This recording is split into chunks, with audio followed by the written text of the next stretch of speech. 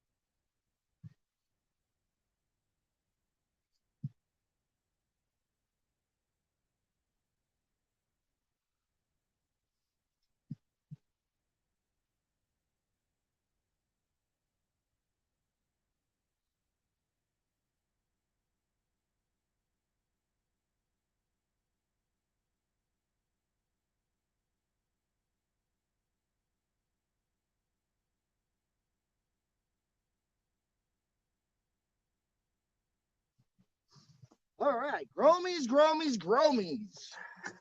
DEANO'S is into his ass. This episode is brought to you in part by. No, I'm just fucking around. But this is the company that I use. One of them, other than DTE, but they are my main source of amendments. Thus far, most of the amendments that are in my mix are from these guys. So check them out. Great, great stuff. If you want to grow beautiful, wonderful tasting, healthy food and terpene filled cannabis or even flowers or anything, check this company out. Kelp for Less. Great stuff. Amazing. So check them out. And yeah, so thank y'all for tuning in. Thank you. Let me check the message board real quick. Hey, Mike Rod. Cannabis heals everything. Nice. Thanks, you guys. CSL. Thanks, you guys, for coming by. Thanks for tuning in. Sorry about my dog. Hey, what up, Rick? Hey, you hound. Shut it. Come.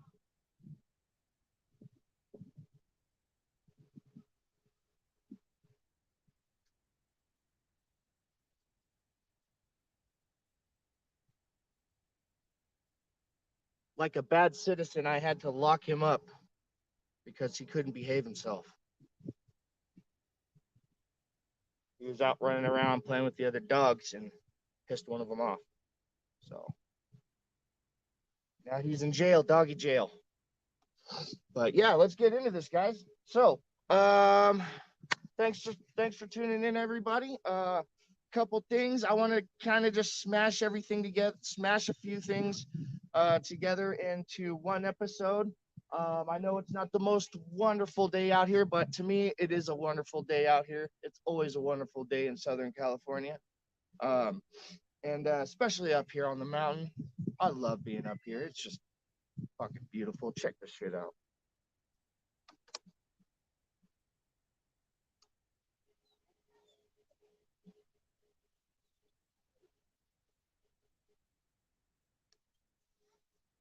Oh yeah, skies and mountains for days, yo. So, my beautiful little zinger, doing wonderful. So I do have a transplant video that I just did that I'm working on. But I'm gonna be editing some music into it. Music made by my brother-in-law, Mad Habits. Check him out. You can find him on SoundCloud and Instagram and all the social media sites. But check him out if you want to hear his music. Check out SoundCloud.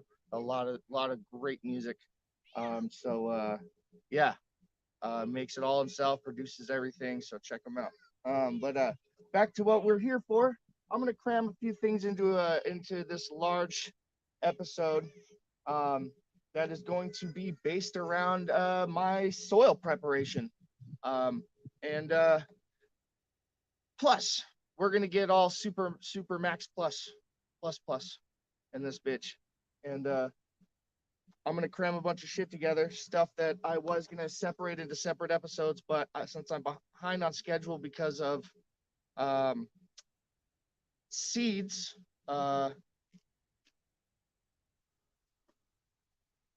because of my my seed issue that I've been having with the seeds that I ordered. What's up, babe? Okay, well then you need to go inside.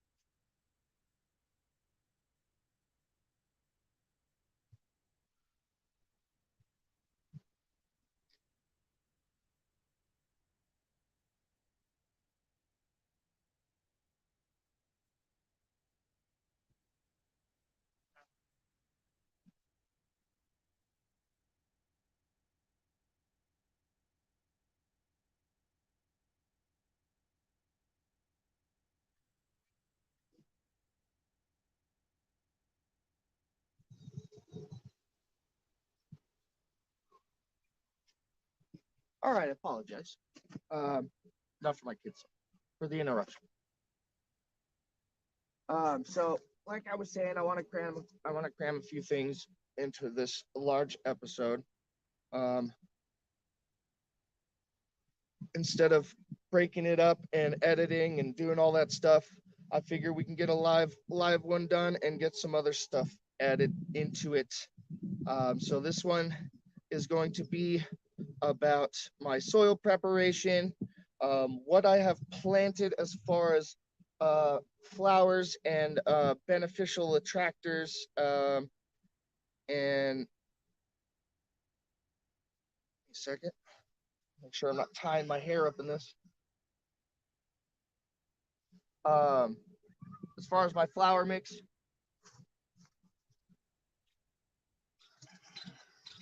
beneficial bug mix, flowers. I might as well talk about that while I'm here. And let's see.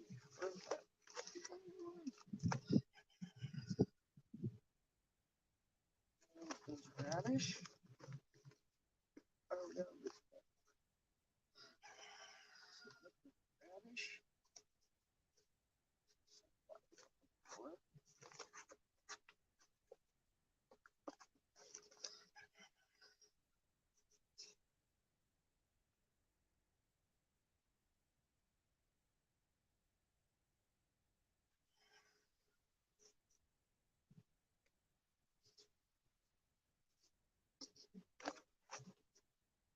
All right.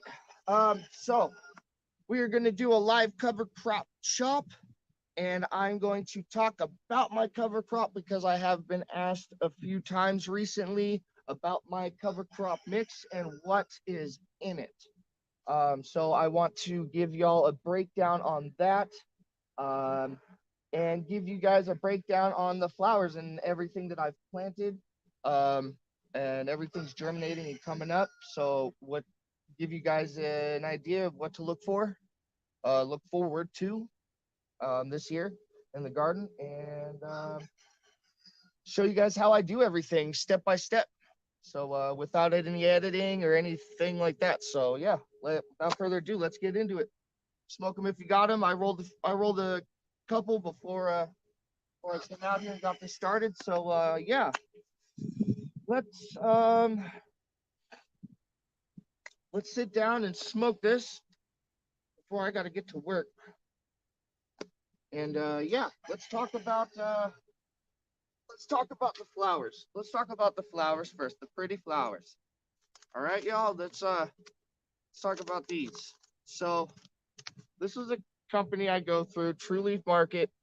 Not sure if any of y'all go through them or have heard of them. Pretty sure y'all have. I'm sure you guys have seen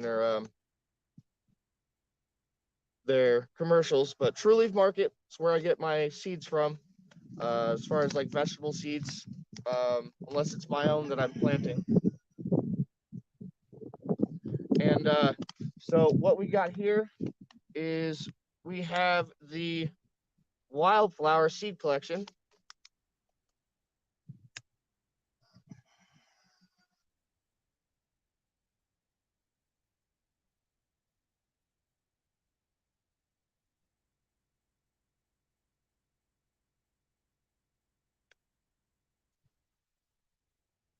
We got this wildflower seed collection,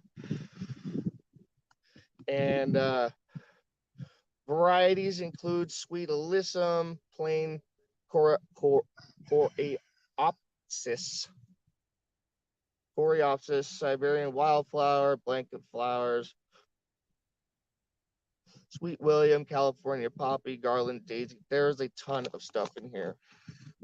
Ton of stuff. Hopefully the camera's focusing on that and you guys can see that. But yeah, so there's a ton of stuff in here, and I have planted this right in front. I have a new flower bed that I made over here right in front of my vegetable tunnel, and I sprinkled this and some of this beneficial bug mix in there. And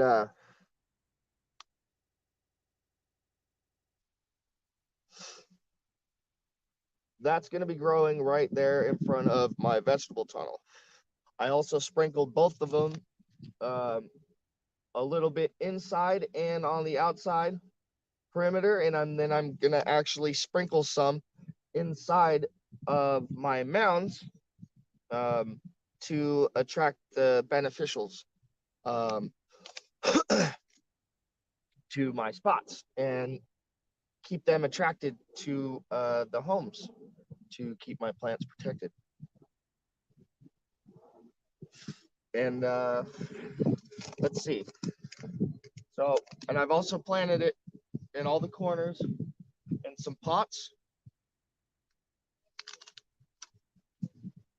So to create a large beacon for beneficials, a huge beacon out here for beneficials and pollinators.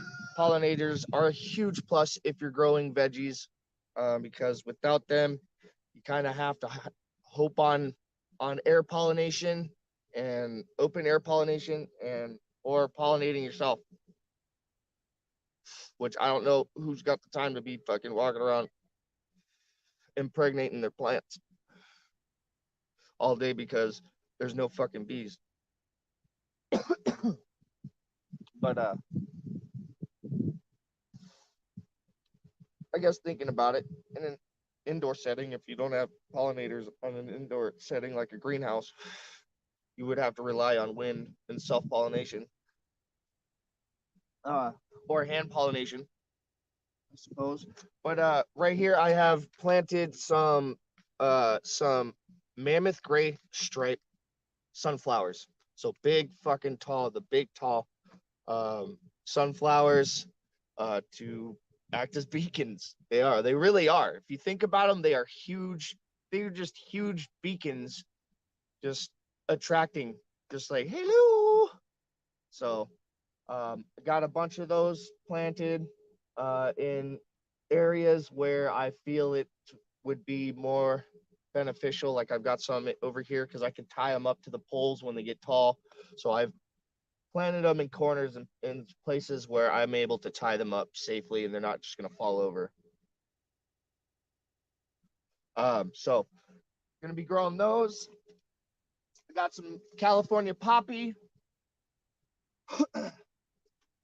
And then while I'm here, I'd like to talk about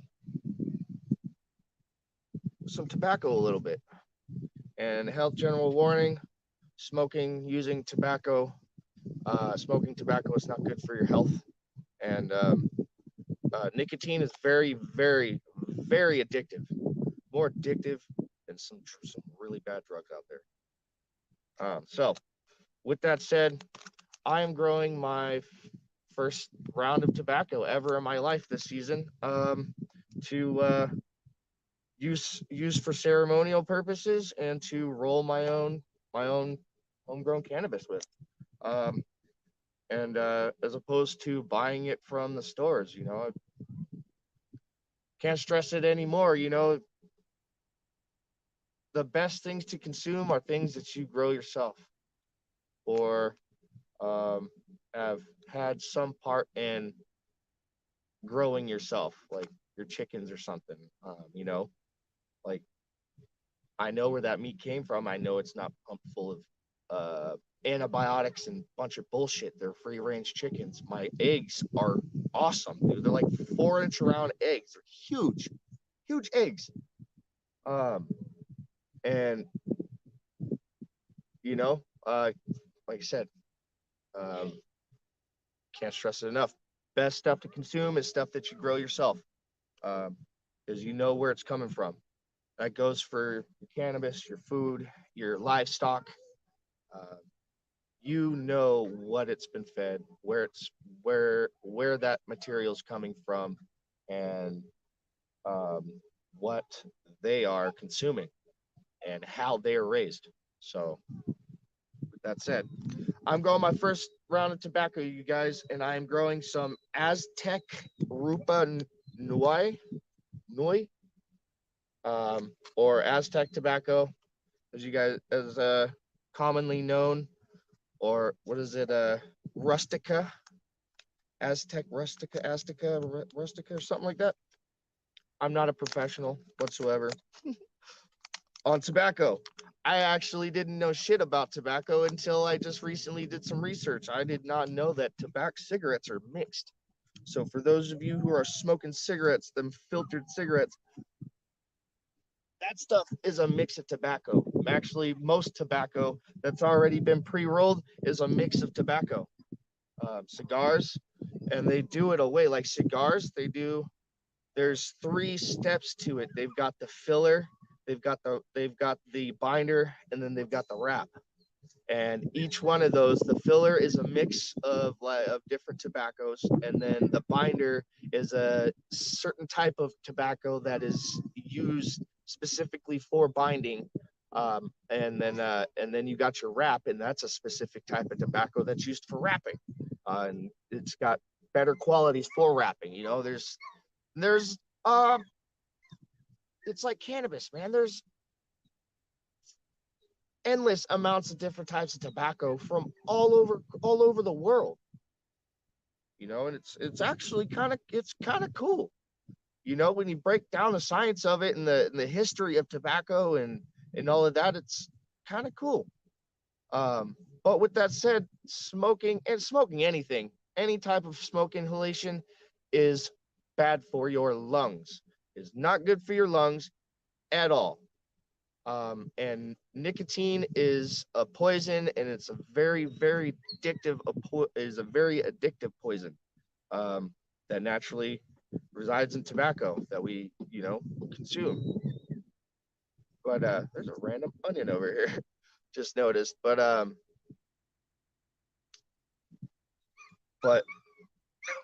yeah. So back to that, back to the tobacco.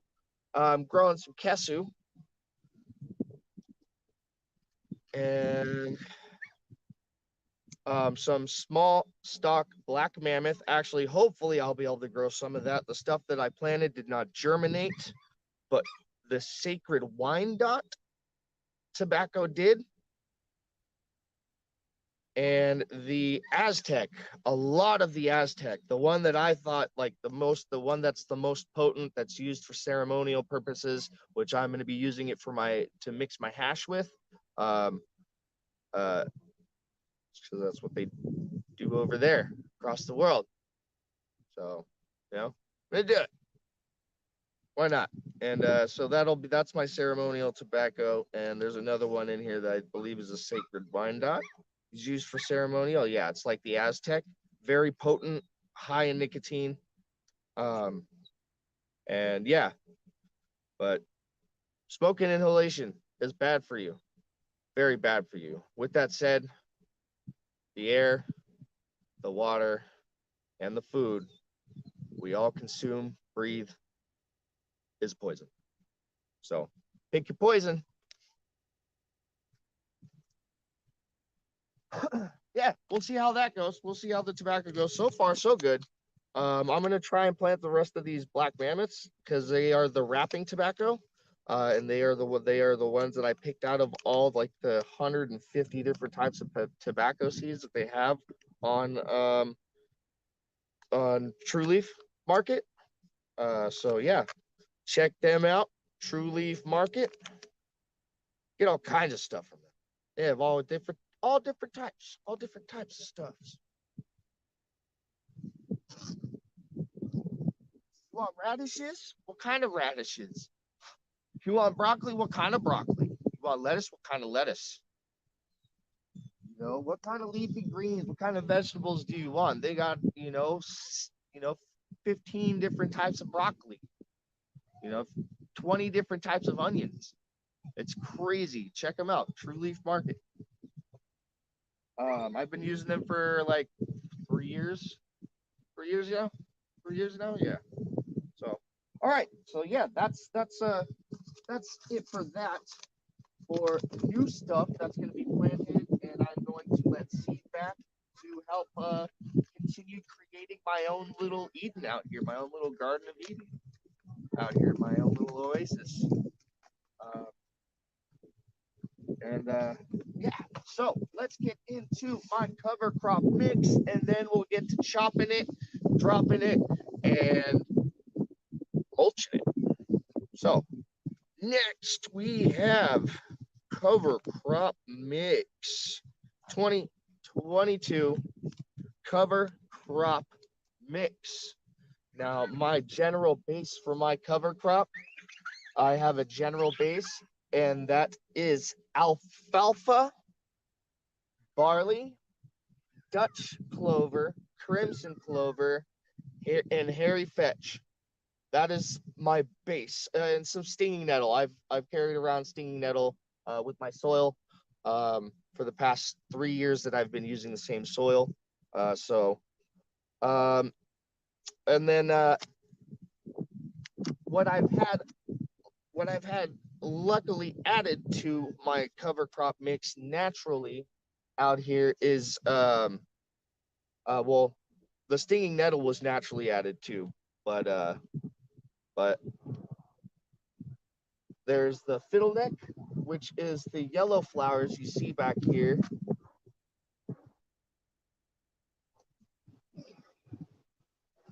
These are called fiddleneck. These are great cover crop. I used them my first season out here, and because I hadn't gotten the my base cover crop built in yet, and because it was already kind of too late in the season for me to start. So yeah, I used a lot of this. This was everywhere. This started my mounds. I mean, there's some grass and stuff, some natural grasses as well, native plants and grasses. So yeah, fiddleneck.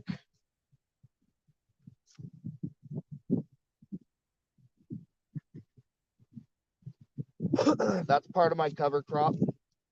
Um, I have also native grasses, like I said. There's some bush beans and mung beans just randomly just in here. I add them into the cover crop. They're great nice nitrogen fixers for the soil, and as well as your Dutch and as well as your clovers and your vetch. Those are going to be all great nitrogen fixing cover crops. They fix nitrogen through the air into their root system, and then sits there, and they either feed off of it, or other plants, surrounding plants, feed off of it, or when you chop it down, it becomes available for the next round of whatever you plant. Yeah. And then I have wild mustard. Mustard is a great plant. It does wonderful things for the soil. Too much to go into depth about, but yeah, it does wonderful things for the soil. And that I got naturally out here. That came up naturally. It's everywhere out here. Natural yellow mustard. It seeds like crazy. It's a weed, but to me, there are no weeds except for the fucking huge trees that I grow out here. There are no weeds. Weeds are just things you necessarily don't want in a quote unquote growing space, because they can take up nitrogen and nutrients and stuff that what you will be eating, your edible crops, which it's all edible. Most of it's edible. Even the weeds are edible. uh, but that's what a weed is. It's basically something you necessarily don't want in your quote unquote growing space, because it eats up nutrients that's needed for the plants that you want to consume, like your vegetables and stuff.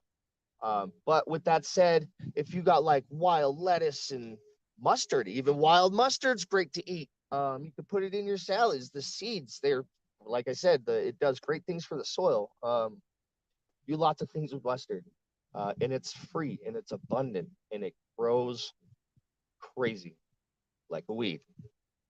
Yeah, it does eat up a lot of nitrogen though too.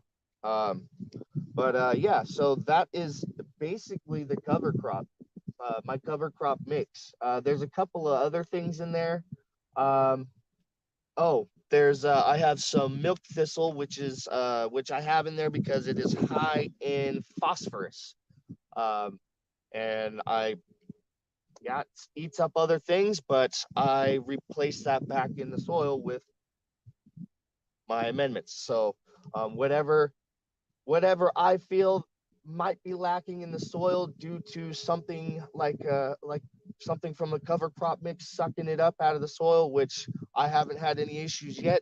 Um, it's it's got a purpose for me, so it's I'll if I feel, which I don't ever feel, I just do it anyways, just to be on the safe side, because better to have it than not need it than to need it and not have it, right?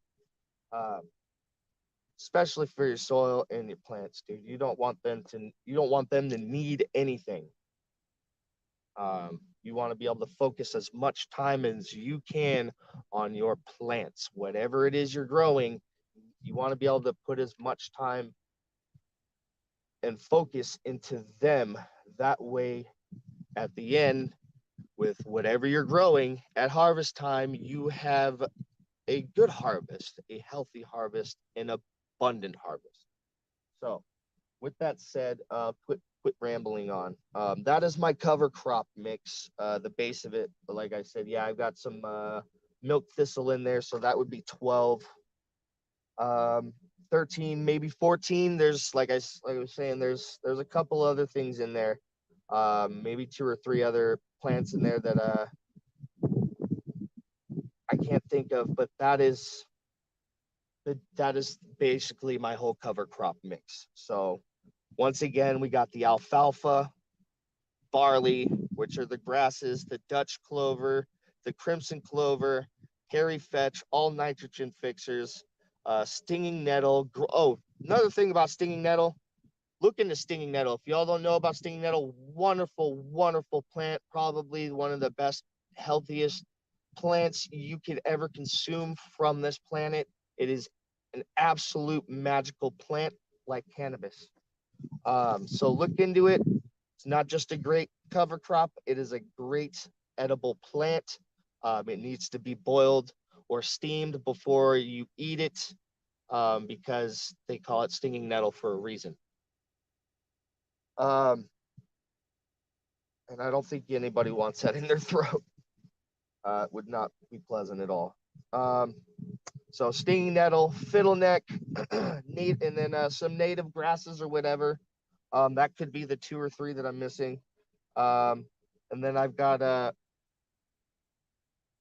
bush beans, mung beans, which are also great nitrogen fixers, and they provide you food too if you let them go long enough, or if you're not into using them for cover crop or, you know, growing anything. But those, then they're great food for you, um, especially right off the plant. Any raw vegetable right off the plant is going to be the best way to consume your vegetables. It doesn't get any better than that. And then the mustard. Lastly, the mustard. So, yeah, I'm standing. I just realized I'm standing off to the side, but that's because I want you guys to look at the wonderful cover crop before I chop it down. I just, I love it. It's wonderful. It's just sad it's gonna all come down.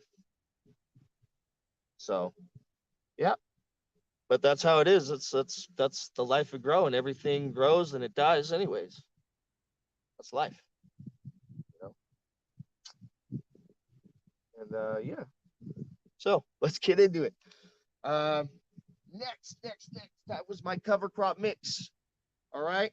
If anything, if I feel anything needs to be added, I'll let y'all know, because I don't hide shit. I'm not hiding nothing. I don't fucking add nothing that shouldn't be fucking used. I don't add anything that the pros that I follow wouldn't use. And there's some stuff that they use that I don't even use, because I want to keep it as organic as you can get it, man. From my soil, from making my soil, my compost, and my worm castings, having my worm farm. my cover crop, having it all, having it, everything seed back naturally and come back and grow back naturally every year.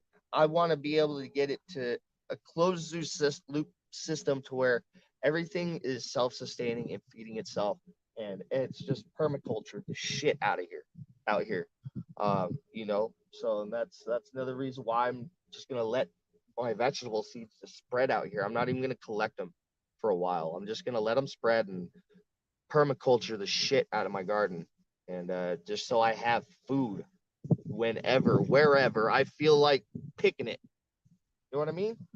So yeah, my handy dandy notebook, you guys. Very, very helpful to journal. All right, you guys, let's get into the next thing.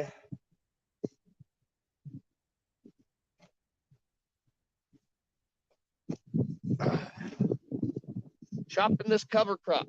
We're going to get into that real quick. This is what I'm going to be using for as long as I can. They don't last very long, like 40 minutes maybe. I haven't used this thing for quite some time, so we'll see how well the battery works. If this does not work out well, and it becomes embarrassing.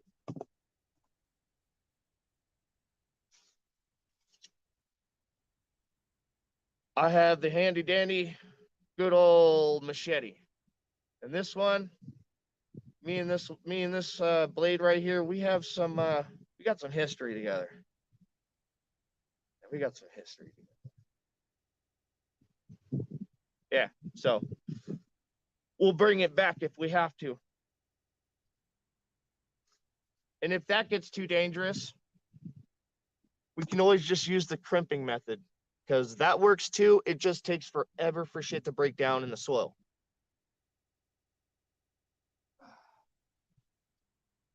If it doesn't decide to keep growing. But crimping method does work too. It just takes a very, very long time for shit to break down. Let's get this out of the way.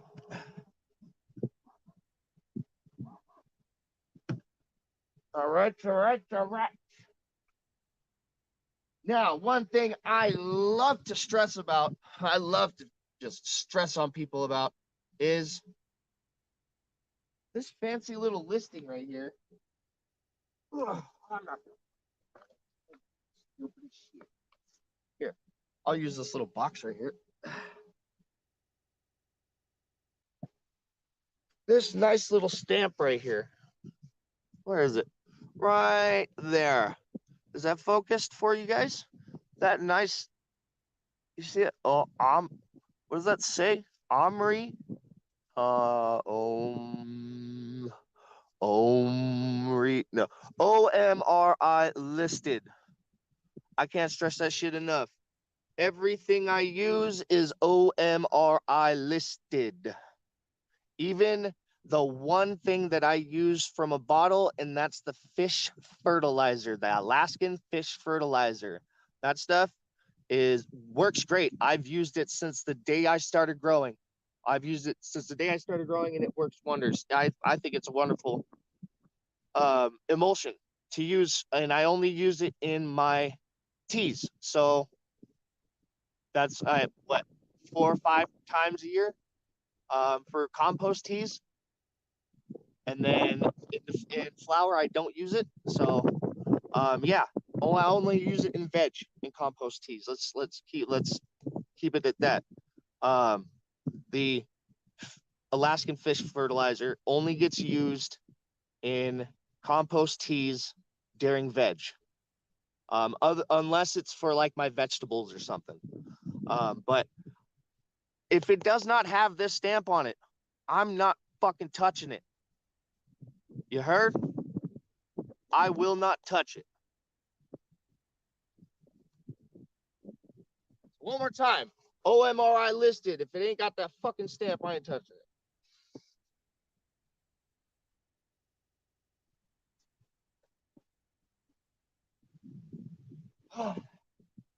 Now, that actually is one of the things that I use. And since we're going to go over all the amendments, and I'm going to break down all the amendments, I use these for transplants. I use this for transplants and transplants only. I'll use this for like top dressing my vegetable beds and stuff throughout winter and throughout the season as needed. But other than that, for my cannabis, I use it for transplants and that's it. Both of these only get used for transplants. I have a huge super mix right here in my black bucket that um, had 3-year-old fermented kelp that was an experiment that I started my second year growing, and I never touched it. And then when I moved out here, I finally was like, you know what, I need the bucket, and I dumped it over there where I grew the NOYB last season, but I dumped it there like a year before I grew the NOYB. So um, I think it worked. I think it worked out great. It didn't stink, and it sat in this bucket for 3 years in the cold, just fermenting. Well, not in the cold, but in the dark, not in the sun and heat, just fermenting. And yeah, so I've got my top dress mix that I will be using, or that I use throughout the season, as needed. Not very much because I give my plants a nice, healthy, healthy meal for the season. So, with that said, this is my all mix. I don't know. It's got everything. I haven't come up with a name for it, but it's my super mix. It's got all the amendments that I use. Um, so let's get into the amendments.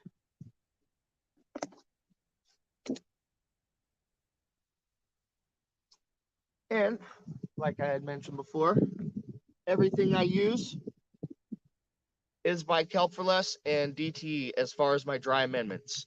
I have found a couple other things going through some boxes, like uh, when I was going through the amendments box, I found some old Super Start, which I threw some of that inside of my seed sprout tea that I have going right now, which is the first seed sprout tea of the season.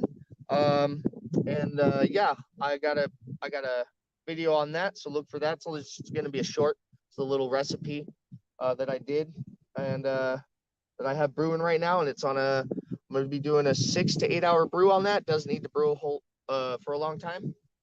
Um, but yeah, the dry amendments for the most part that I use is from Kelp for Less and Down to Earth. So thank you to them. Thank them for helping me grow the wonderful trees that I do. So most humbly appreciated for those companies. Thank you, thank you, thank you. And let's get into it. What I got right here is some glacial rock dust. Big old fucking 10-pound, 20-pound bag of it. Glacial rock dust.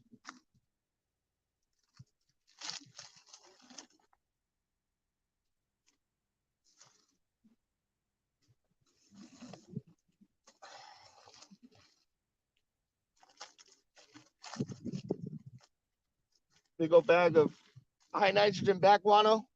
This is a must for me to have. My wife hates this shit. Mostly because she's seen how sick I've gotten off of it.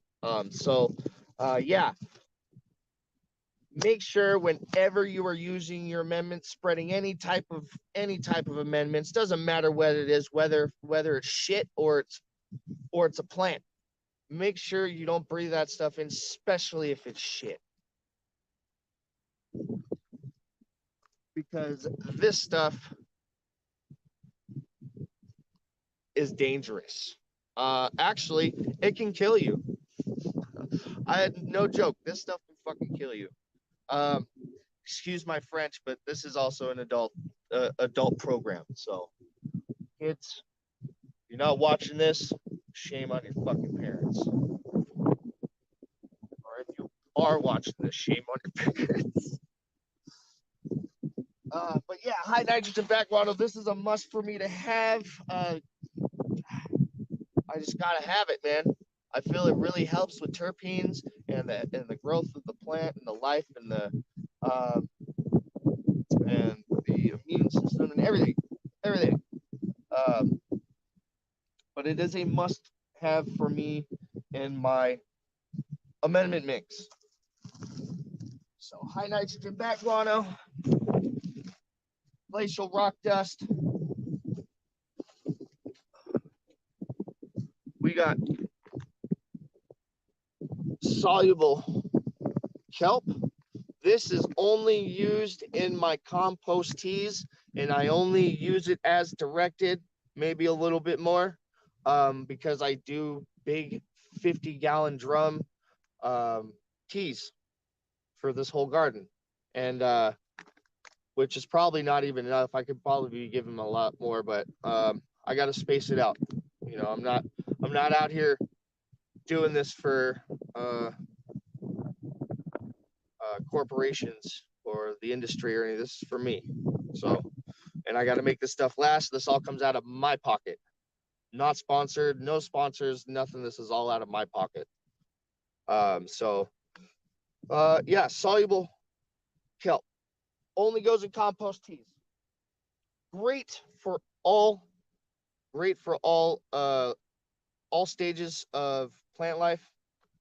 But I just use it in compost teas up into like the last month of flower. And then like the last month of flower, I don't give them nothing. I don't give them anything. Actually, it's more or less like the last month and a half, 2 months. I don't really give them anything. So yeah, pretty much the whole flower period. No, a month. Let's say a month. Because they eat a lot in flower. If they haven't already eaten a lot, you're a veg. That was the soluble kelp. Next, we have the kelp meal. Gotta have the kelp meal. This is a must-have. If you're gonna have only like 3, 4 ingredients, 5 ingredients in your soil amendment mix, this is a must-have. Just like the back guano. All right. So like this, the rock dust, the back guano, neem seed meal, maybe green sand. You can get away with growing amazing food and cannabis with just those 5 amendments. So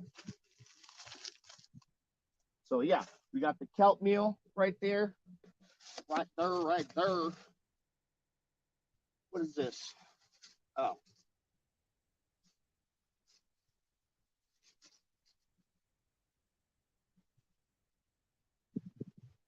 Got some old back guano from the last couple of seasons. This I'll be adding into teas, adding to compost teas only. And that's the good shit. Because this high nitrogen back guano, this new bag that I have is a 931. The other one is a 1242. But the 931 is great too. So, and then we got some blood meal.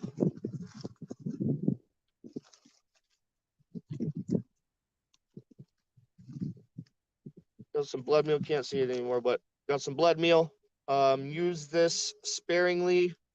Don't use too much. It has been known to do weird things to things like cannabis stalks, like make it bulgy and weird looking if you use too much. But if you use it right, you shouldn't have any of that issue.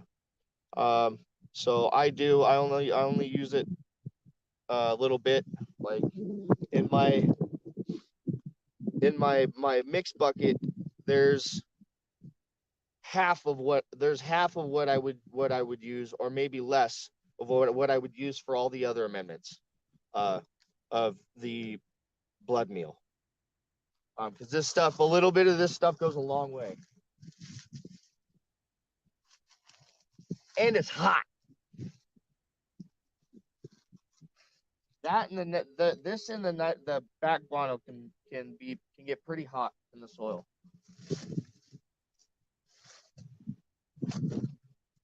Yeah, it's pretty awesome. Every time you order from Kelp for Less, they send you stickers. So I got lots of stickers.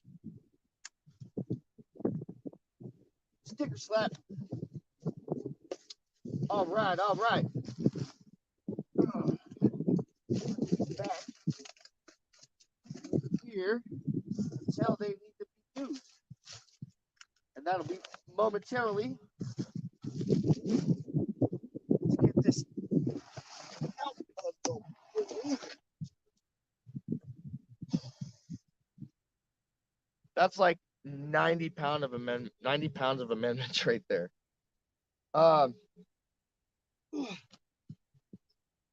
Here we go.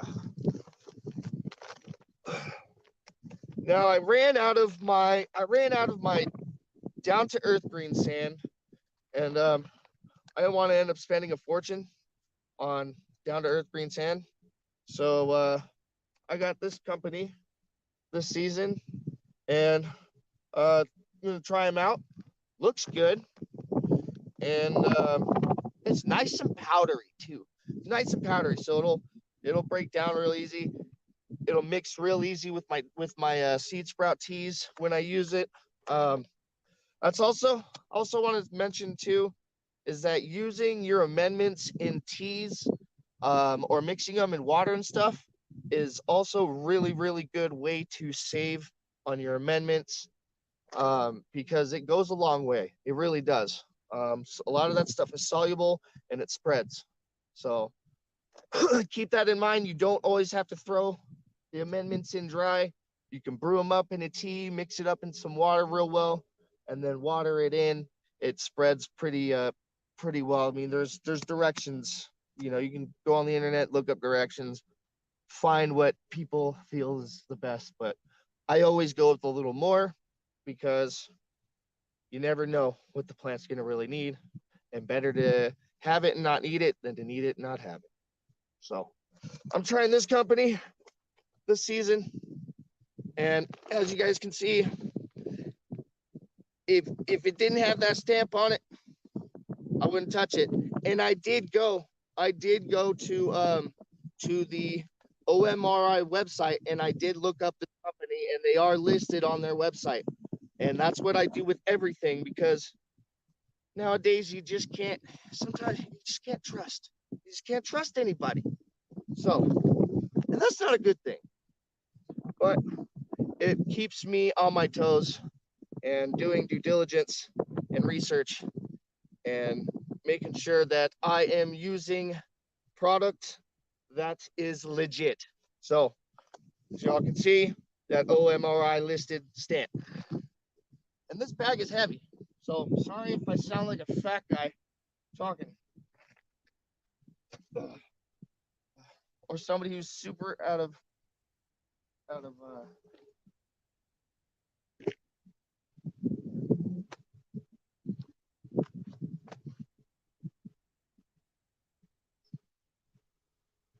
fit, out of shape.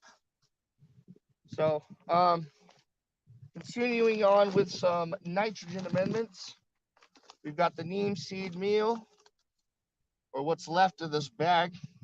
It's only like the bottom of it. But this will be used in the rest of the garden this season, and then whatever's left in the bag will be thrown in my super mix. But all of DTE stuff is OMRI listed. So great company, great company. Thank you, Down to Earth, for helping me the last 6 years. I've been using Down to Earth for 6 years, and I've been using Kelp for Less for 3, and both of them are great companies. So thank you. But yeah, this is a must. This is a must-have in your super soil mix or super amendment mix, whatever you want to call it. This is a must-have. This is going to help with pest prevention, and it's going to also feed a little bit of nitrogen to your plants. But yeah, use this stuff. It's great. Nitrogen.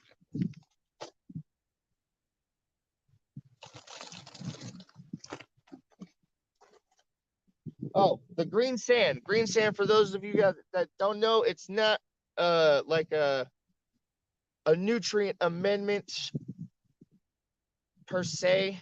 It's a silicate. It's a mix of silicates, uh, like diatoms and stuff from the top, from the bottom of the ocean. Um, and that stuff is going to help build the strength in the cell walls of your plants, help them big, strong, and sturdy. And which is something I really need out here because I get really high winds, like fucking 60-mile-an-hour winds out here. Actually, I've gotten 100-mile-an-hour winds out here. That was just a few months ago. That was crazy. Broke the branch over here on my elderberry tree. So, all right. Let's get into next amendment. Azomite. OMRI listed. This ain't no fucking like extreme gardening shit or any of those fucking name brand companies, but it works. It's great. It's azomite. It's meant for a mineral, soil mineral, and to help plant root growth. So because big roots for big fruits, right? Big roots. Oh, yeah, big roots for big fruits.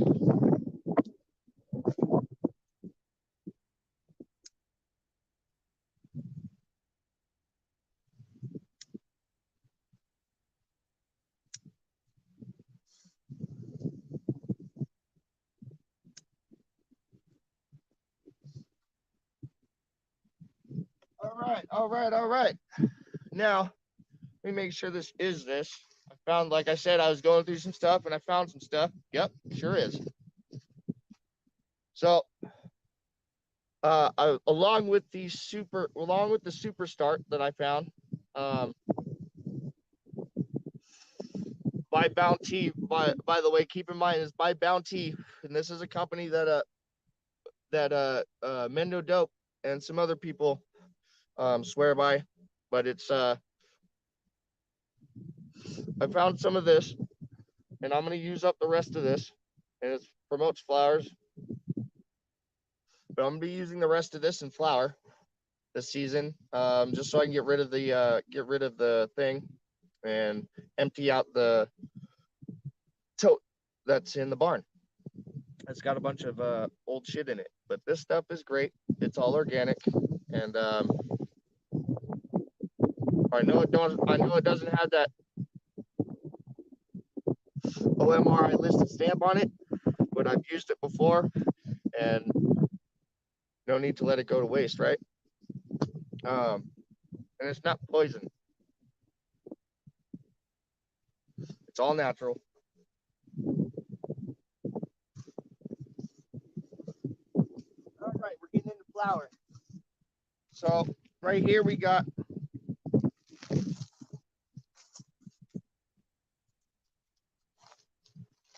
this is bone meal. This is bone meal, fish bone meal.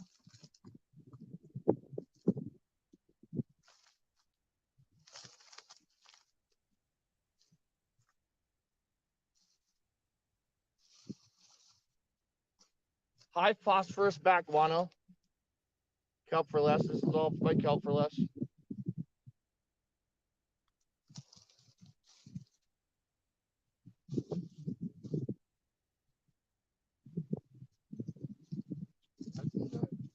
This is this is actually in the all mix. This is, like I said, my mix, my super amendment mix has everything in it. This is Peruvian seabird guano pellets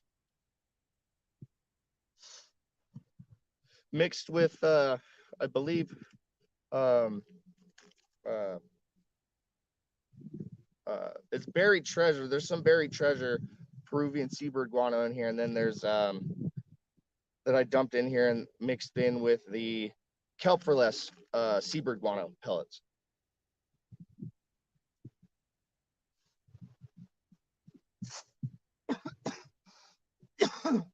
buried treasure was something that I used a few years back. I don't use them anymore. The only companies that I use for dry amendments is Down to Earth and Kelp for Less.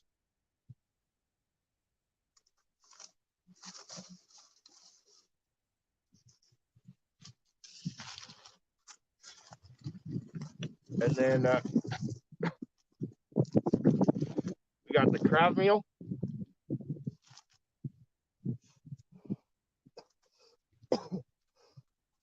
I'll be using what's left in teas.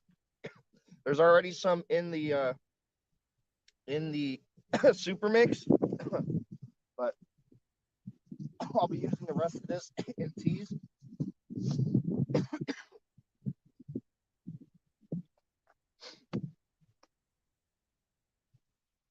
And lastly,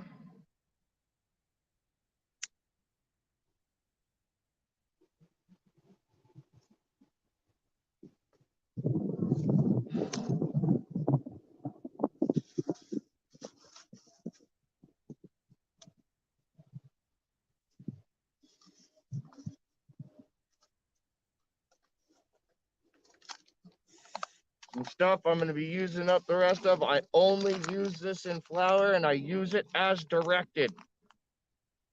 And this is stuff that I started using a few years ago.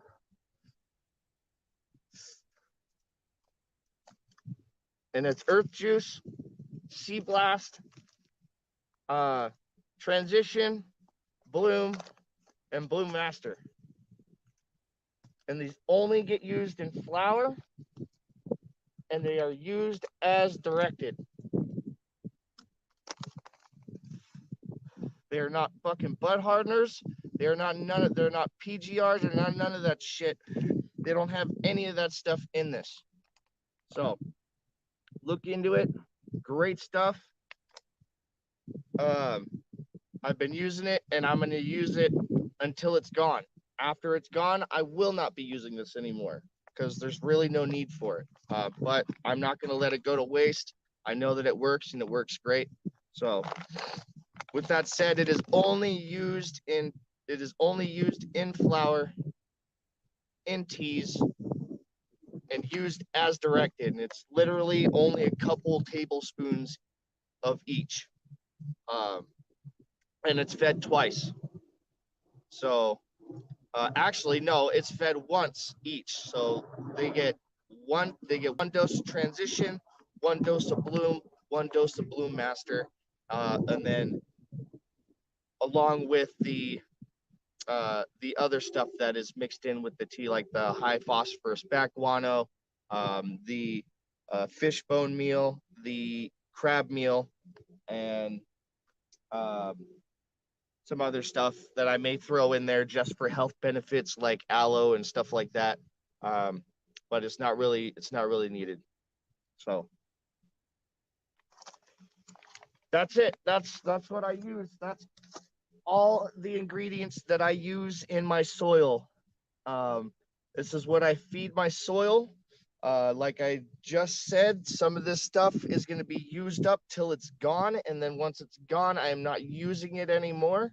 I'm just not going to let it go to waste. Some of this stuff, though, I might not even use it because I haven't used it and I haven't needed to use it. So we'll see. But stuff like that, this stuff, I've been using it for 3 years now. And it's lasted me a long time because you only use it in very small doses.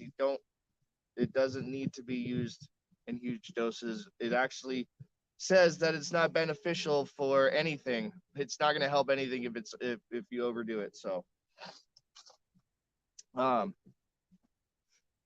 with that said, that's everything. That's everything that I use. I'm not hiding nothing. For anybody that has any questions, watch this video or just ask me. I will tell you. This is what I use. This is how I do it, and this is how I grow. Like I had mentioned before, some of these things are going to get used up until they're gone. and then I'm not going to use them anymore because there's no need. I'm not going to put the money for. I'm not going to put the money down on them. Just gonna not need it. So, because I've grown without it too. I've grown amazing stuff without it too. Before I started using it. So, um, yeah, that's what I use, and that's it for all of that, I guess. And now you guys get to see how I do it. So I'll stop talking and start smoking and chopping.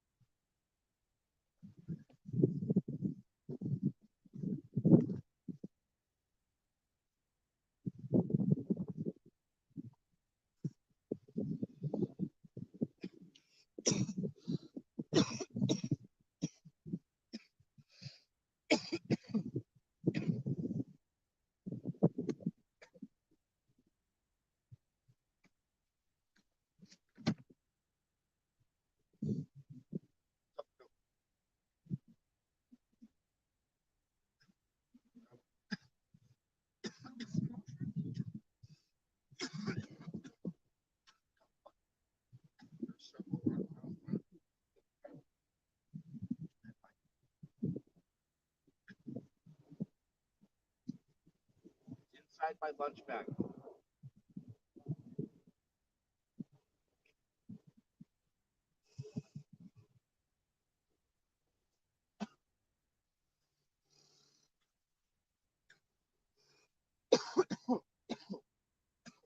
All right, let's get into it.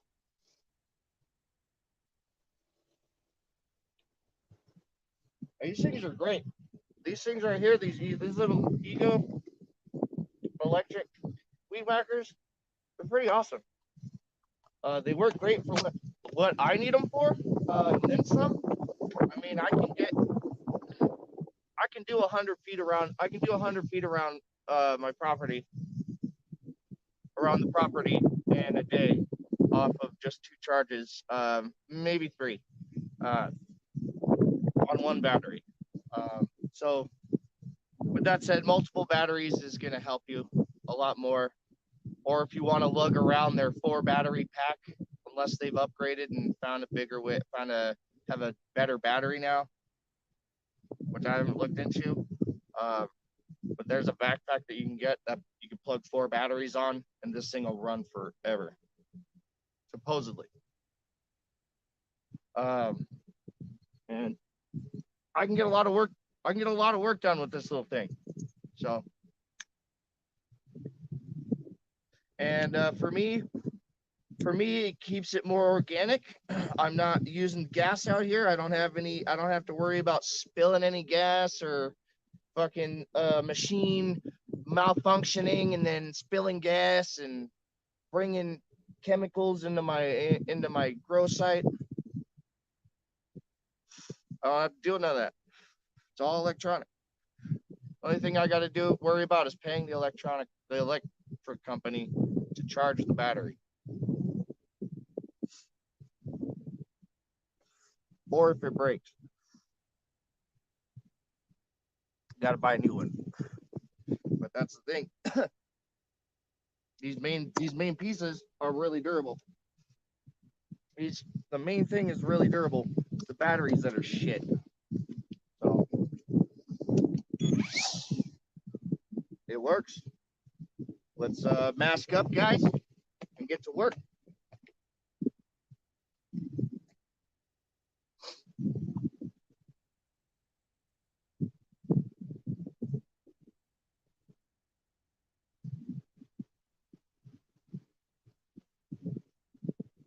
Always make sure you're wearing a mask, protective mask, and eyewear when you're doing this stuff. you don't want something flying into your eye, for one. Two, this shit flying at high speeds into your face doesn't feel good. Doesn't feel good at all. I think I'd rather just be shot in the face with a paintball. It's about the same. So just wear a mask. It's not that hard. Just wear something, cover your face, protect your eyes. Same with when you're spreading amendments. Make sure you wear a mask. And when you're spreading shit, double, triple mask that shit. Because that stuff is very, very dangerous.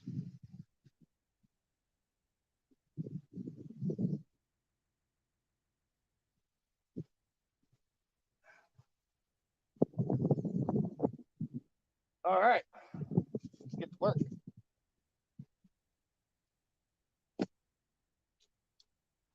Oh, bye-bye.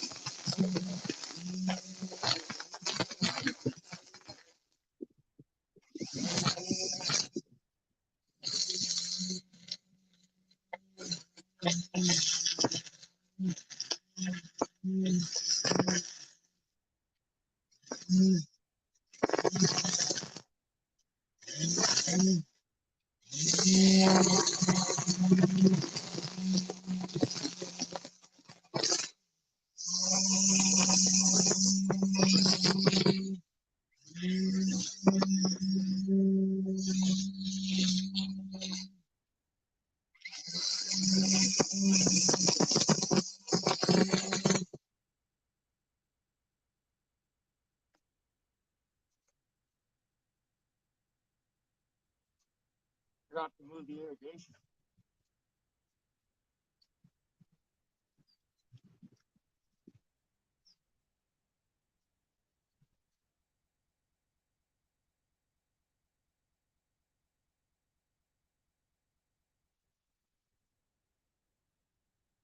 So those of you who have been following me for a little while, here, let me turn you all this way. That's me.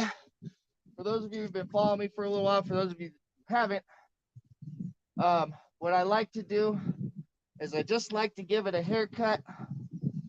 I give it a little, what do they call it? Like to line it up. Like to give it a fade. Like to give it a little fade, and then leave the top. Leave this here in the middle, around the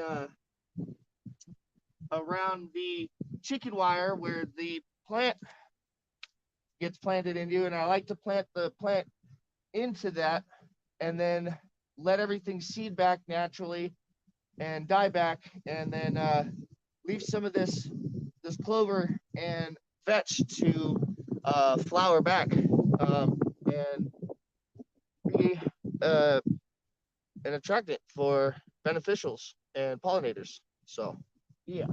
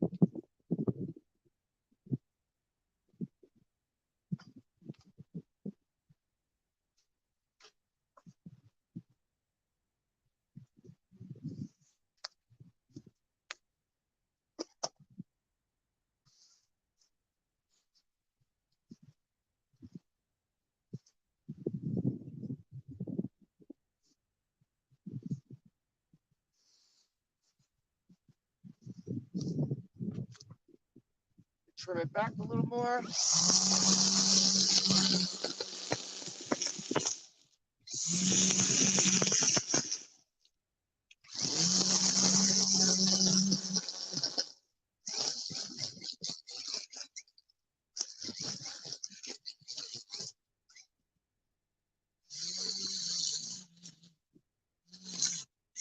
Get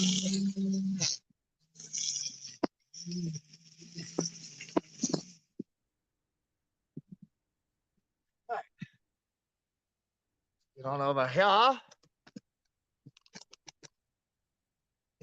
Give this one a haircut.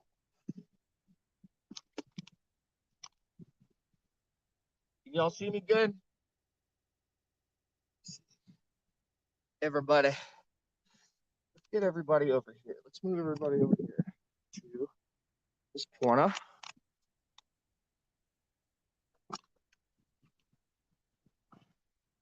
Actually, chill right there.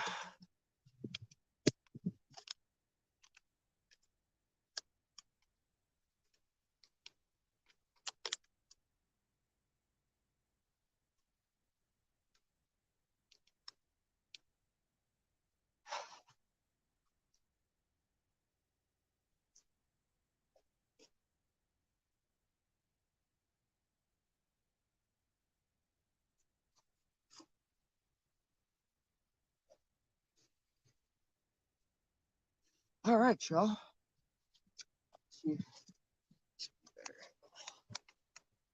Actually, might be because I can see.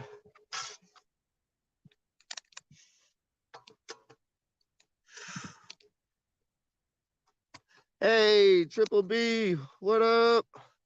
Thanks for stopping by, Grammy. Carl, was good? What strains am I running this year? A lot. Trying to run Chernobyl by actually a lot of the seeds that I bought this year. Let me begin with that. I got from Genetic Supply, and the companies that I'm growing are Badger's Batch and uh North Star Genetics, as well as my own genetics from last season. I will be testing my own seeds from last season in my little veggie bed over there, along with my vegetables. So I'll be doing a companion planting thing over there with my strains and vegetables and all kinds of stuff over there going on. So, but I'll get over there in a little while and show you guys what I mean. But what up, Tony? Tony Two Tokes. Check out that guy. I'm sure you guys know who he is. I feel so humbled and blessed to have him follow me and check out my channel. Thank you, Tony. Thank you to everybody for stopping by today. Really, really, really appreciate that. I know it's not the funnest episode to be doing, but yeah. Sure to be watching. I'm sure you guys have other shit that could be more entertaining than watching me. Show you guys how I grow some big ass trees. So yeah, that's boring as shit. Don't learn how to grow big ass trees. Don't do that. Especially not for me. I'm not a pro. I don't give a shit.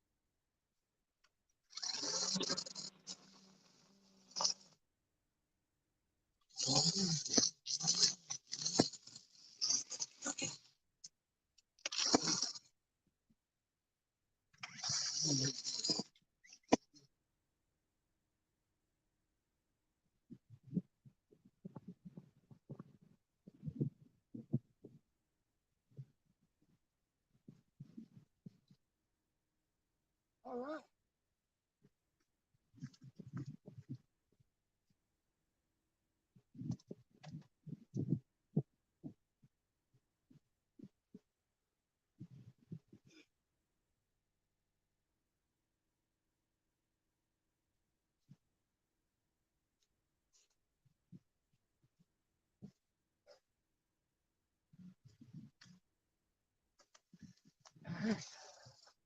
Grab your rake.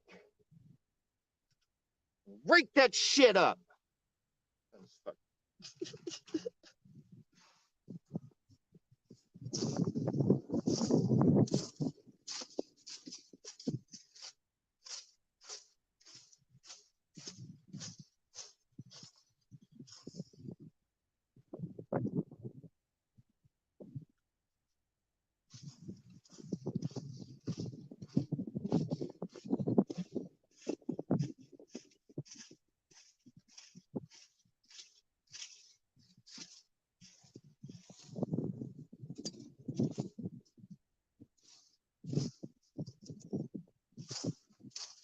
Now, since it is only the second year on these two spots right here, what I'm gonna do is I'm gonna add the soil mix that I made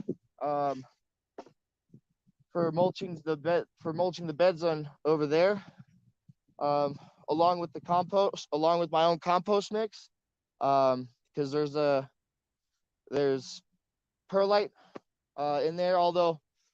Although my compost mix is very, very, very well draining and aerated, and it doesn't compact. So, yeah.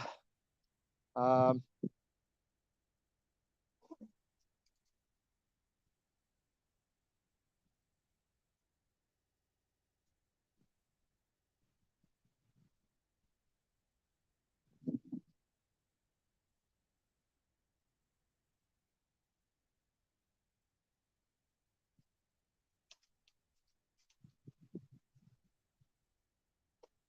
it's actually a perfect day out today to be doing this.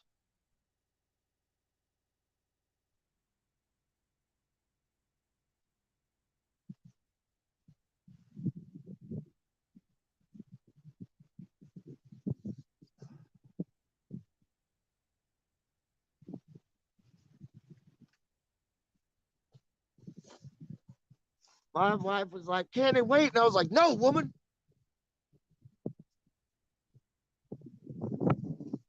Get you make me mad."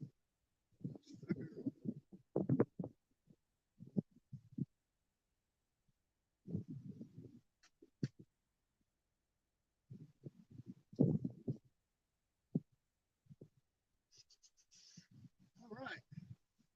Break this other spot up,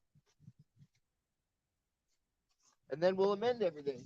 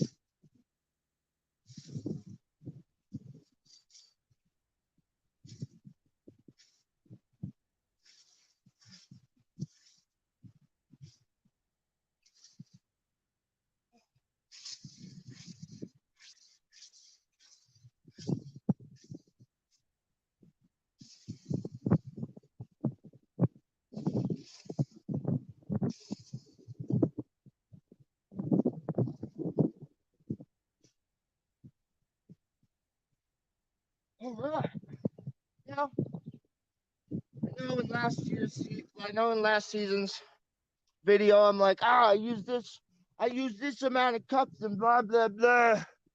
I'm just gonna give it healthy scoops. All right.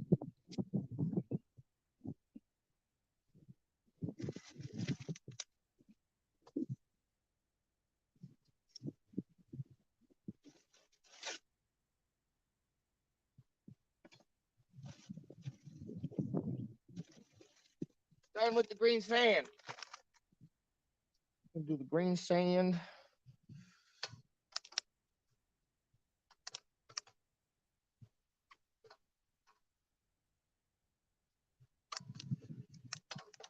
Ooh, might actually be perfect like that. Let me see. Can y'all even see anything? I can't see shit.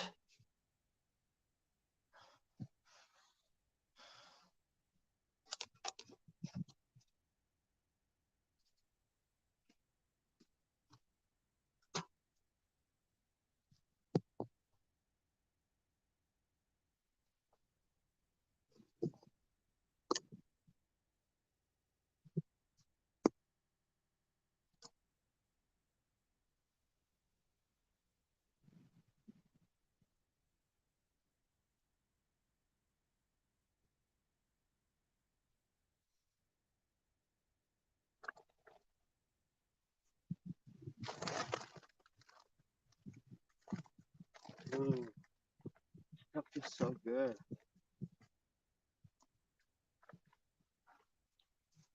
Ooh. Oh no.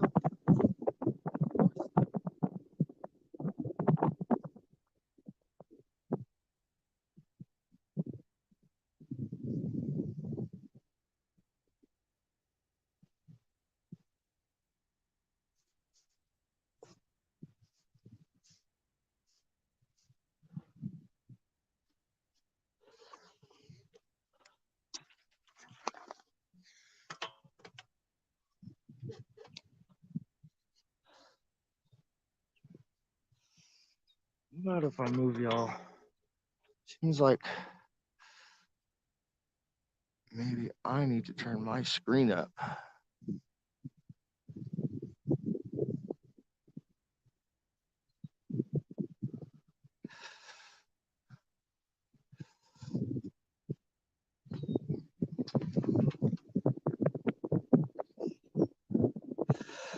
Yeah, I think that's okay.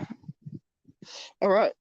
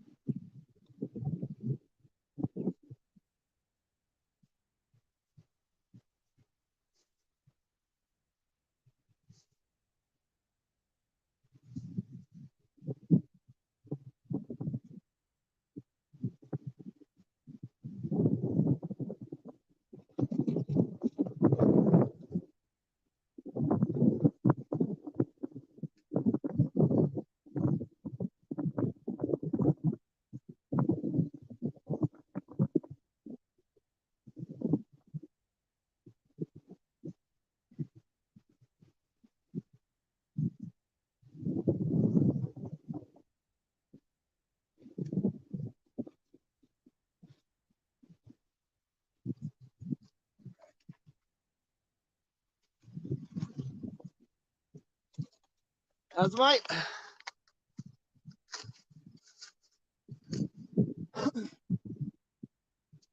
Now remember, these are trace minerals. These are minerals, not nutrient amendments per se. They do help your plants, all in all, but it doesn't feed them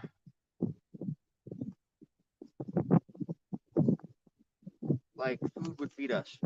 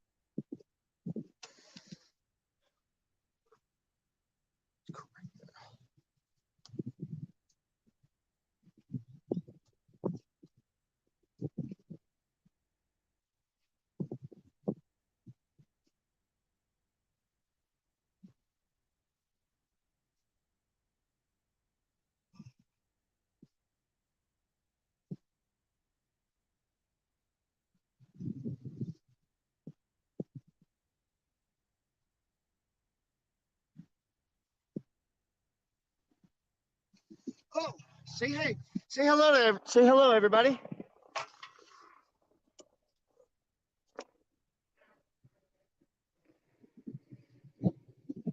Hello.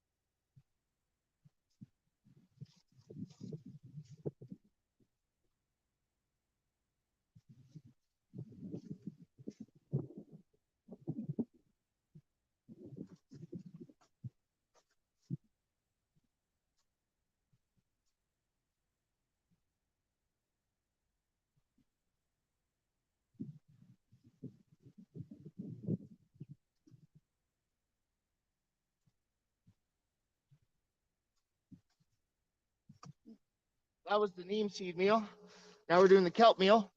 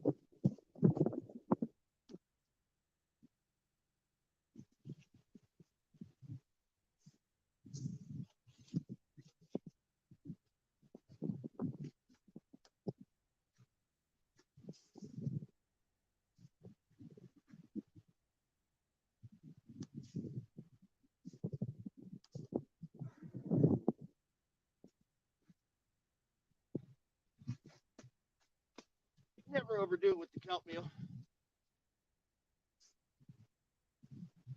It's great for your plants.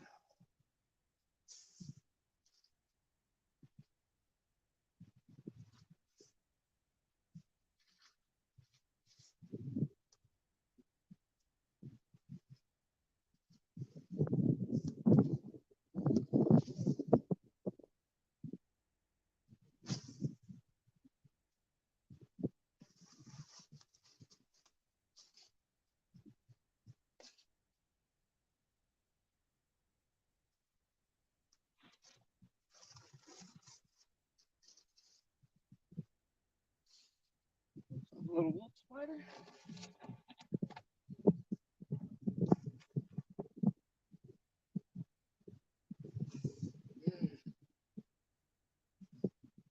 This one. Get it over with. Thanks, got the back, Wano. I cringe every time I spread this stuff.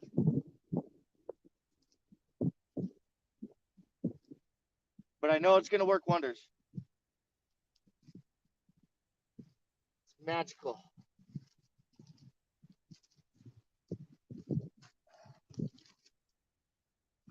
Come on.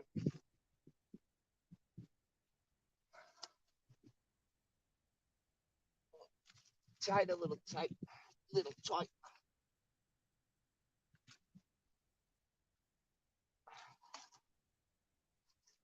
Oh, piss.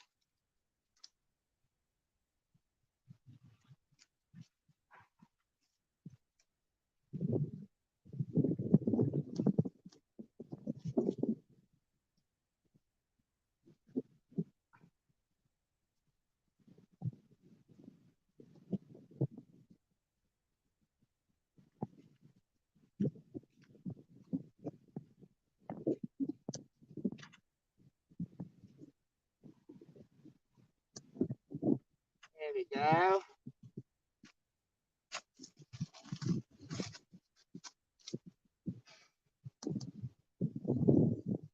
I can't use my hands for this one.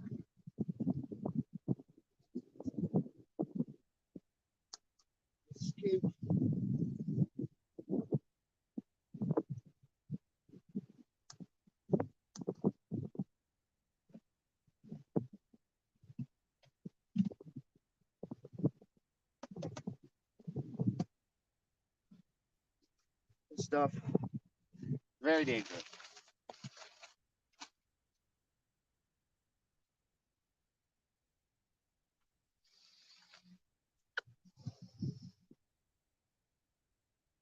That shit.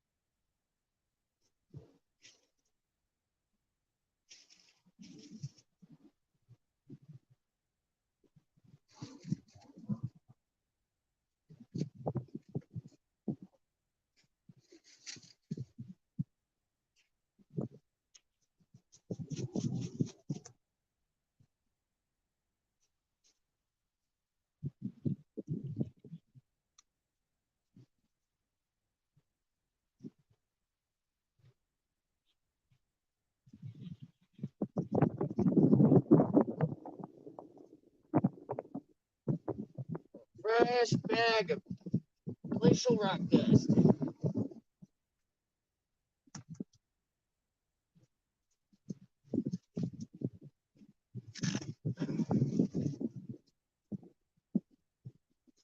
although I've got tons and tons of natural trace minerals out here mixed with the sand and between the sand and the tons of granite and all different types of rocks out here, and minerals. I'm pretty confident that there's plenty of trace minerals in the soil naturally, but it's not going to hurt to add any of these.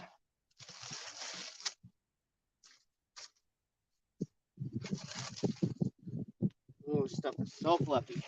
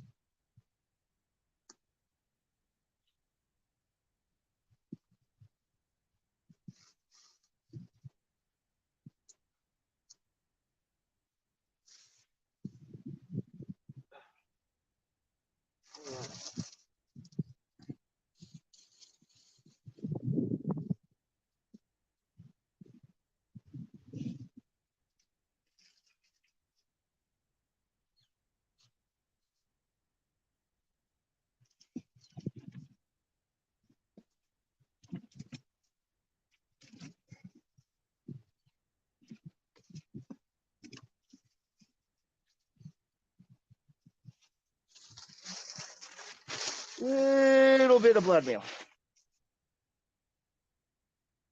Like a handful or so. Pepper it in.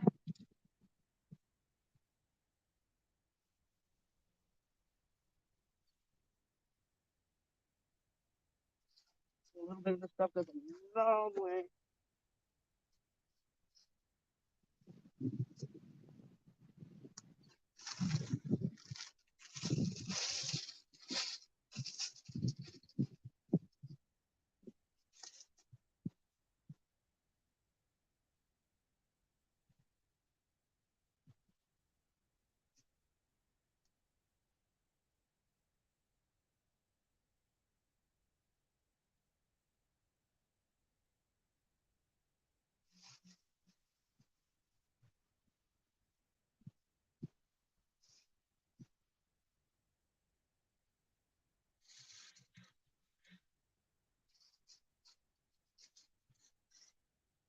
Ready?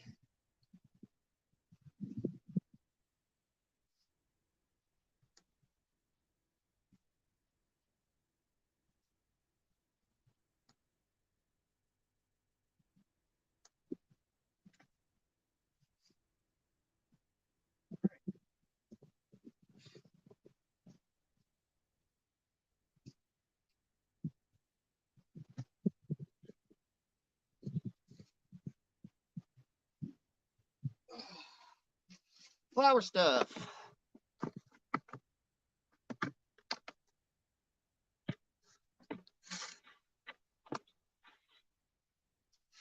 A little bit of high phosphorus. Not very much of the stuff.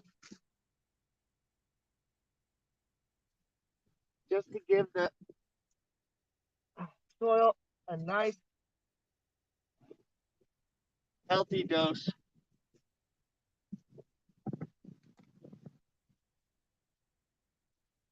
of everything. Remember, we're feeding our soil microbes. We're feeding our soil.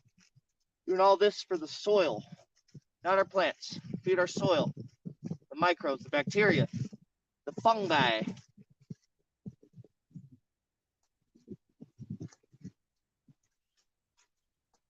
You know the fungi? Yeah, we gotta feed the fungi. Keep them happy. Because remember, if your soil is alive, your plants will thrive.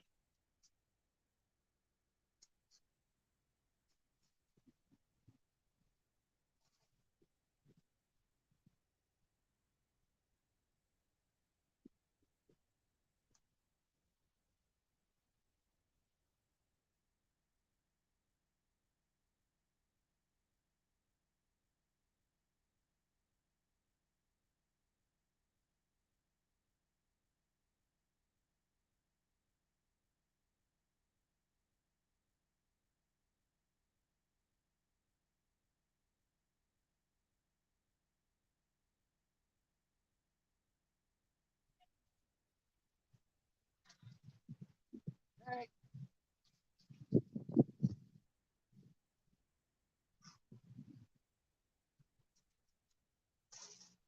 All right. So I did about a half a cup or so. Goes that. That was the high phosphorus backwater.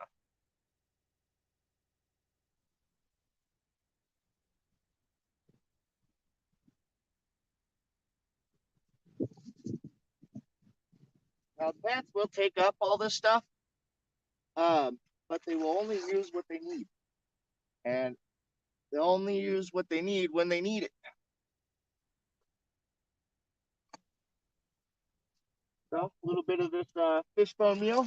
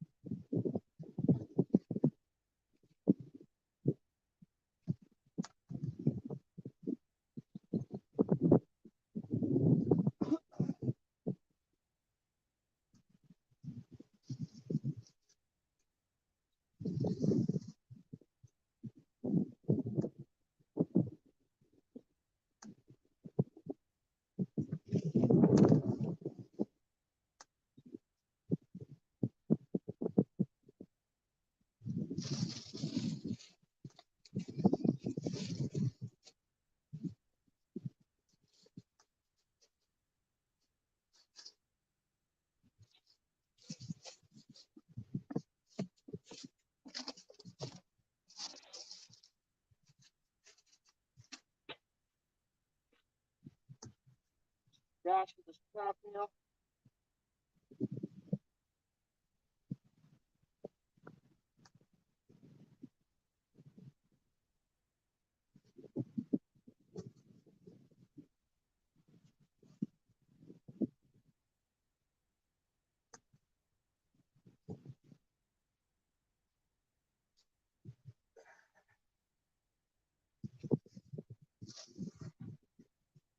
Small handful.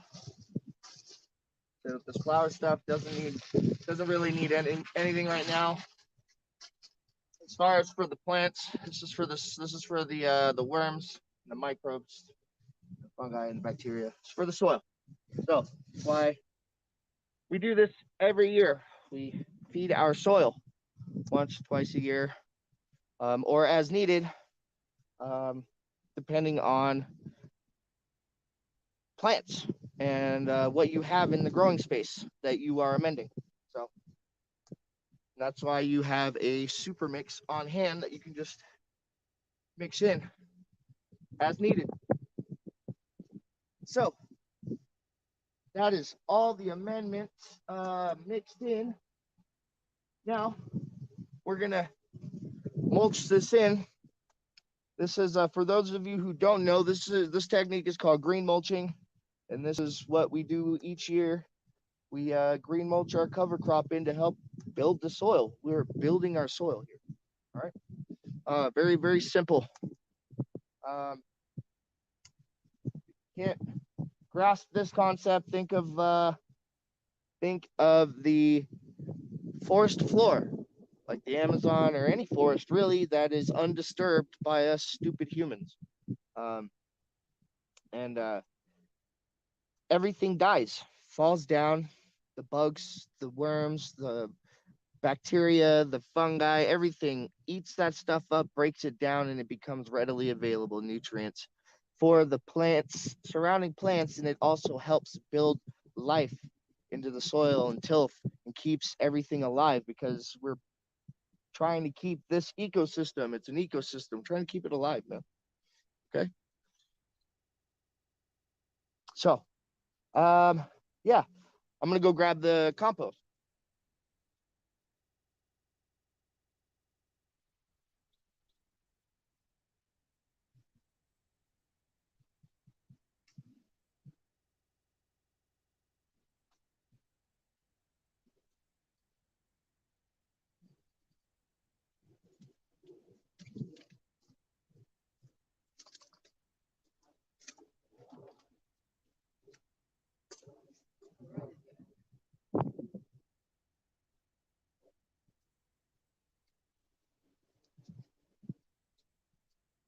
Be able to see my soil. This is my soil. I made this soil. It's made with native materials, sand and sticks and mulch, wood mulch, and lots of good stuff. Worm castings, homemade worm castings, mind you, from my worm farm. Um, there's also there's a ton of worms in the compost just by itself. And yeah, there's actually a ton of worms inside here. Oh, speaking of them, look, one came out to say hello. A big, healthy red wiggler. So, let's get to it.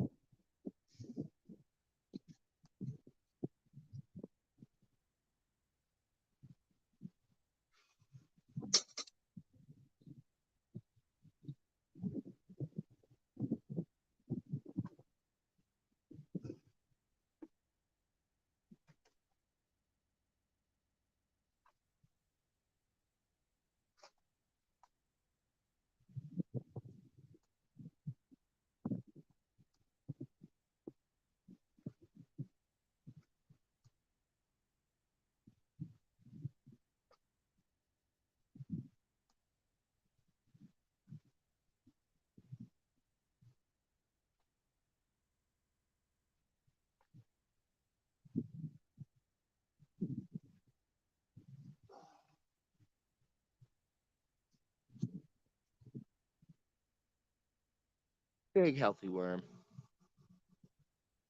And that's a new one. That's a newer worm, too. You can tell by its size.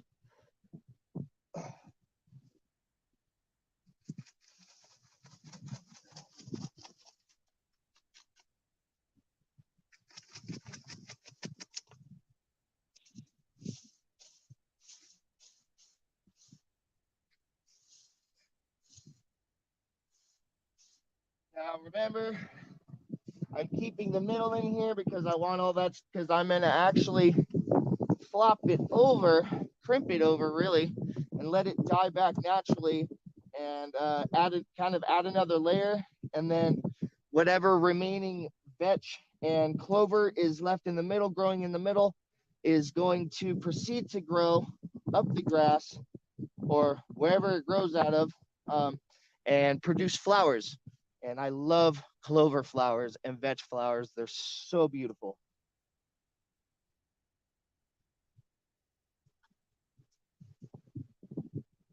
And the beneficials love them.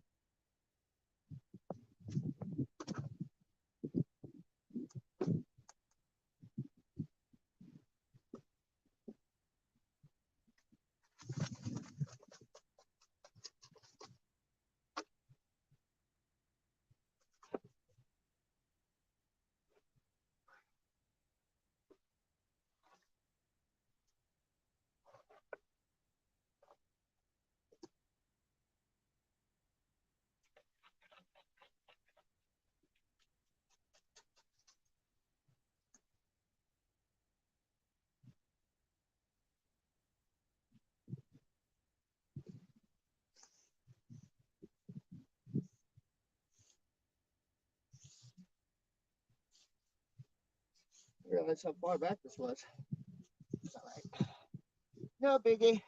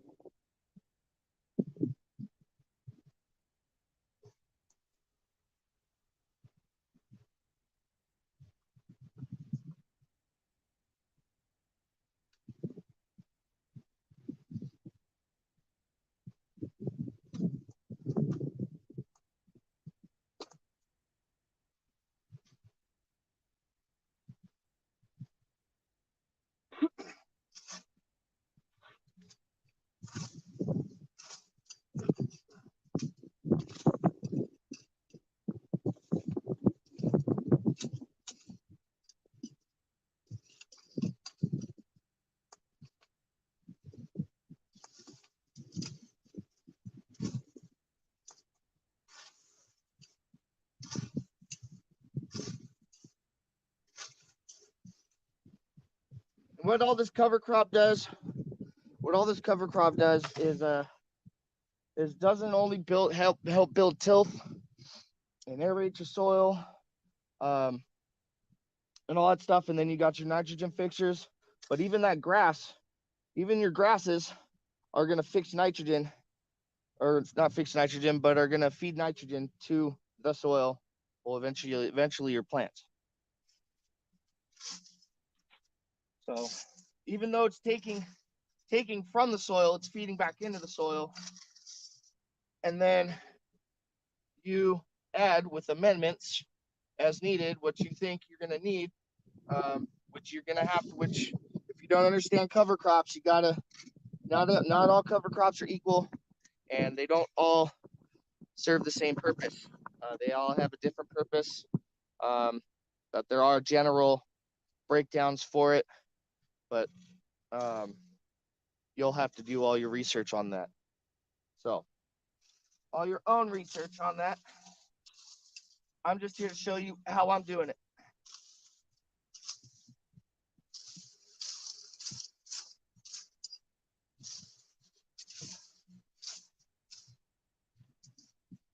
I'm gonna come back and cover this with a bunch of compost, and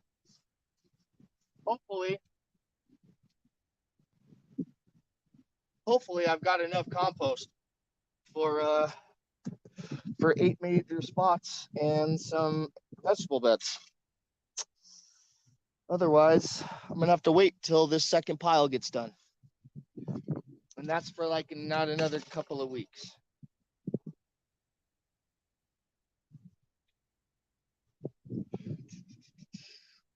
So, more compost and soil.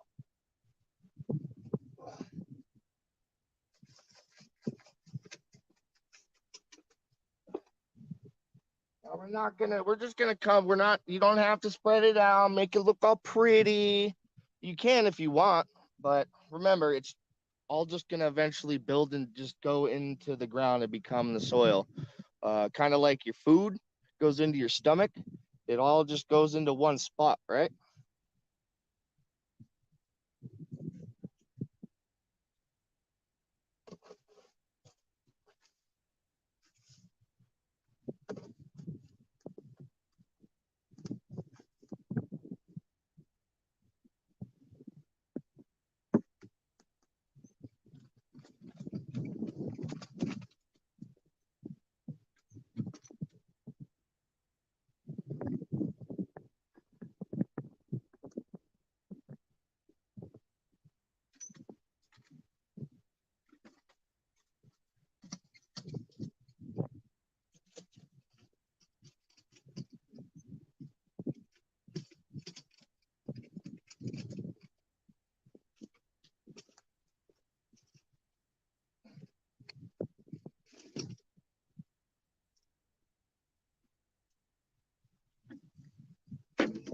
I'll be with y'all uno momento.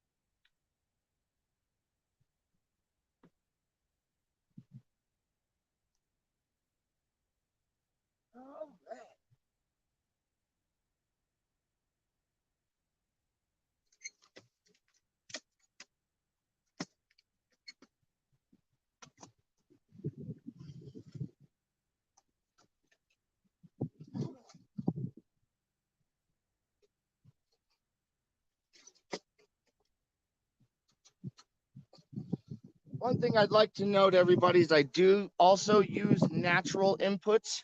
By what I mean natural inputs, like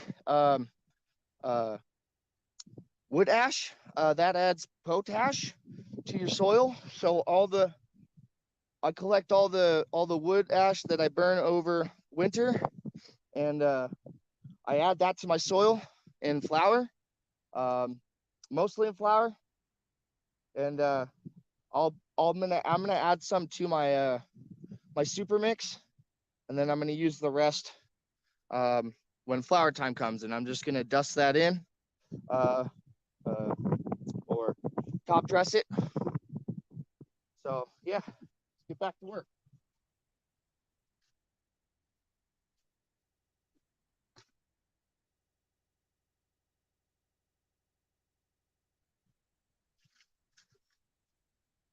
This is my compost, no perlite. And as you can see, there's a worm. See that one right there? A little one poking out, wiggling. There it is. Yeah, there's a ton of them in here.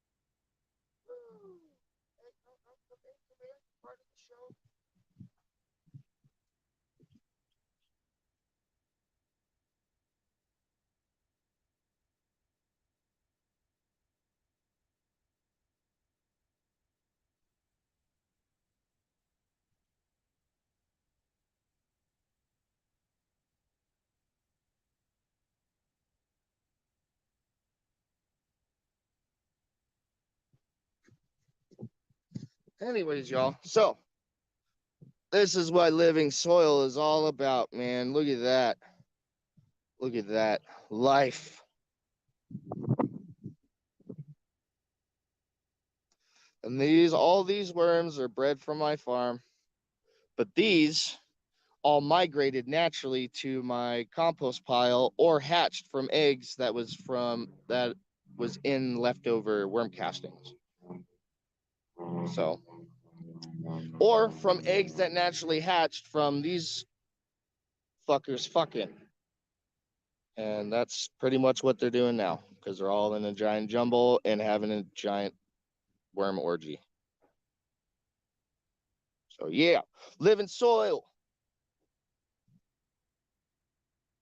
They're going to go right in there.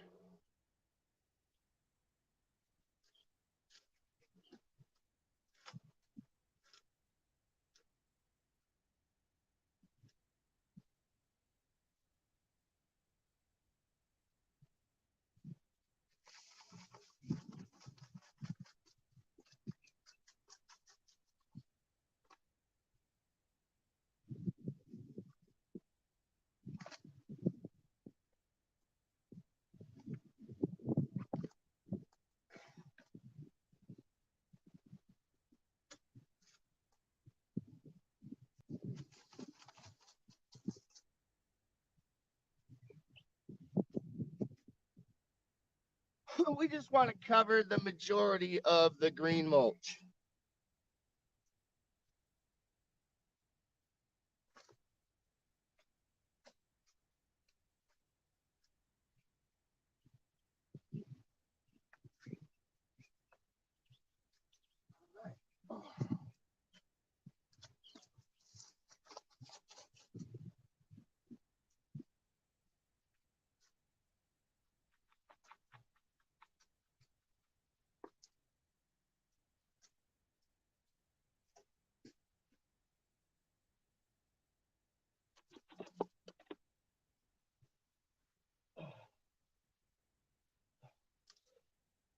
All right. Now that one's done. And what I'll do is I'll come through. Actually, do that right now.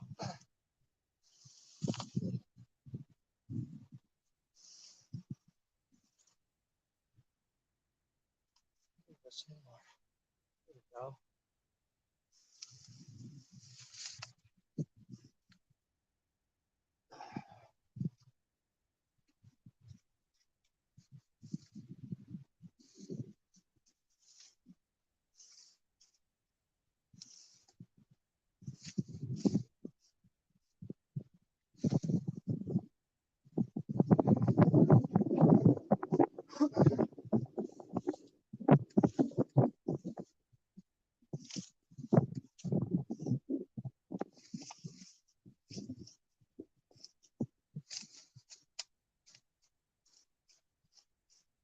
Now you don't have to do it like this, but this is how I like to do it because I like to have pretty flowers in the middle. But I'm gonna have pretty flowers in the middle anyways, because what I'm going to do next is come through and plant. I'm gonna drop some more compost on the top right here in the middle. Bury this, and then sprinkle some of the beneficial mix, flower mix in here, um, along with the other native flower mix. So, yeah. And that is to provide a home. That is to make my garden more attractive for beneficials, and make it a home for them that they want to stay at permanently.